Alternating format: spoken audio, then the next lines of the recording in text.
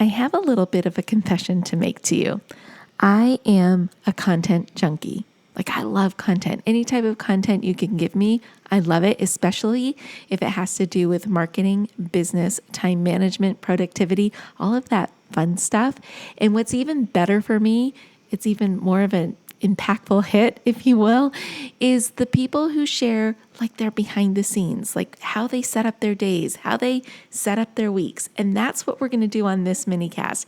I am going to show you how I organize my week as a solopreneur. Are you ready to dive in? I know I'm ready to share all the dirty details. Episode 247 starts right now.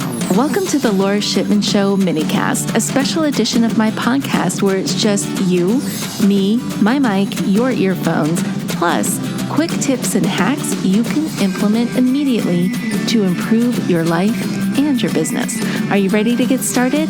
I know I am. Let's dive in. Well, hey there, everybody. Welcome back to the show. I am so excited you are here with me today because today is my most favorite day of the week, and that is a minicast day. And if you have not been here for a minicast, where the heck have you been? I love these episodes because I give you tools that you can use in your everyday life and in your business and in your social media accounts. I give you the tips and everything that you can take massive action on. And that's what we're all about here today. But there's a rule that you have to follow if you listen to a minicast. And if you are a longtime fan of the minicast, you know what it is. You have to execute what you learn at the end of each minicast episode. Otherwise, my friend, you're not going to reap the benefits of what we're talking about here today. And today, we're talking about how I actually organize my week as a solopreneur. And I think it's really important for you to understand that I am a solopreneur. I don't have a staff and I don't have a team, and that is strictly by design. I just want to work on my own and serve my clients and really help them and give them the best that I can. I don't want a massive organization.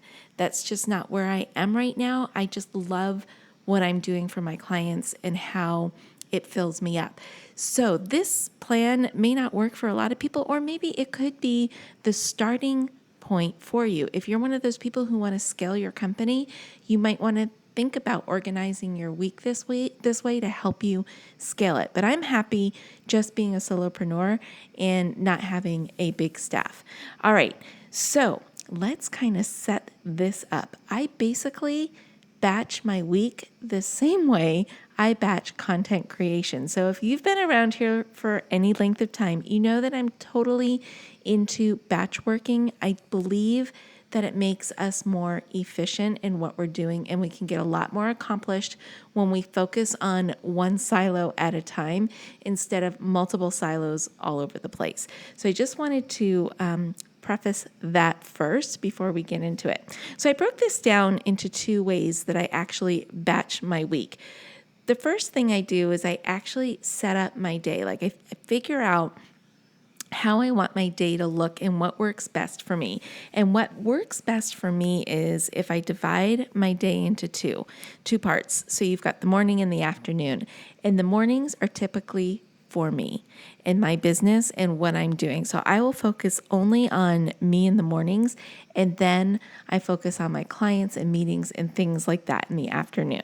So with that being kind of the foundation, here's how I actually map out my week. When I look at my week, I tend to put the more intense projects and tasks at the beginning of the week. That's where I have the most of my energy, right? Is at the beginning of the week. And then I put the tasks that are more fun and a little bit lighter towards the end of the week. To kick the week off, I always start strong on a Monday, and I use that time to plan the rest of the week. I'll take a look at what type of content I need to come up with for all the different clients that I'm working on, and then I will assign each client a day of the week. So, for example, I might take all my tech clients and put them on a Monday, and then I'll take all my entertainment clients and I'll put them on a Tuesday. And by entertainment, I mean restaurants, bars, things like that, venues. Another day I will assign to my medical clients, and another day I will assign to my service-based clients or my professional clients. And then Fridays, well, they are reserved for podcasting, and I will batch record a bunch of podcasts so that I'm not scrambling for content ideas or guests or spending the weekend creating podcast episodes so I can hit my deadline of 5 a.m. every morning. So I have a podcast episode that goes live at 5 a.m. on Monday mornings and 5 a.m. on Wednesday mornings. I don't get up that early. So I like to make sure I've got all of this content ready to go, and then I can enjoy myself with my family on the weekends and not think about, oh my gosh, I've got to get an episode out. And I think you guys appreciate it more when I do that because you get a quality episode and nothing that's thrown together at the last minute. To keep myself super organized so I stay on track and I make sure I get what needs to get done, I will grab index cards and I will grab 5 of them and label them Monday through Friday. And I will put 3 things that need to get done on each day. I will not overload one day over another because that doesn't serve anyone. And usually the ish just doesn't get done. So I find this method of to-do lists, if that's what you want to call it, works really well because it's just one little piece of paper that sits in front of me all day long on my desk. It keeps me focused. It doesn't keep me distracted by looking at all the other things that needs to get done during the week. And at the end of the day, when everything's done, I tear up that list and throw it out. And then I pull out the next index card for the next day and just focus on those 3 things. I find when I can focus like that and get things done, I work so much more efficiently and the productivity just goes through the roof. When I organize my day with just 3 tasks, it really helps me keep my schedule open for other things that I can be doing. So if I don't overschedule myself with tasks and projects to do on one day, I can leave space on my calendar for meetings. And I do that strategically through using a special tool called Calendly. And I love, this is not sponsored by the way, I love Calendly because what I can do is set up blocks of time where I can accept meetings. And I know when I'm using my little index card system, how long my projects will take and when I could potentially have meetings coming in through Calendly, which makes me ready for that. I'm not scrambling at the last minute wondering, oh my God, am I going to get a meeting today? Am I not going to get a meeting? I know that there's a certain block of time during the day that I will accept meetings and I can plan my day around that. And sometimes I don't have any meetings. And so I have a nice open day where I can focus and get a lot of work done. So that's basically it. That is my system for getting things done as a solopreneur. It took me some time to re-engineer my day, and I really paid attention to my energy levels when I was the most productive, and I scheduled things to get done during those productive times versus trying to force myself to work at certain times of the day. And we've talked about this before on the podcast. There are certain times of the day where you're more productive versus other times. For me, I tend to be a later type of person. I stay up late. I like the evenings. I don't really work well in the mornings. And that has always been me since I was a kid. I was never a morning person. So I don't put strenuous projects and tasks in my day early on. And I don't do podcasts early on in the day because it takes some time for me to get my energy level up.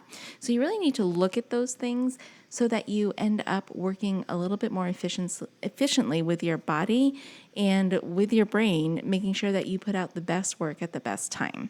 Now, my challenge to you is to do this. Take something from this podcast. Maybe it's the index card system. Maybe it's using Calendly. Maybe it's figuring out when you are the most productive, and implement one of those things to help you schedule your day better so you are more productive.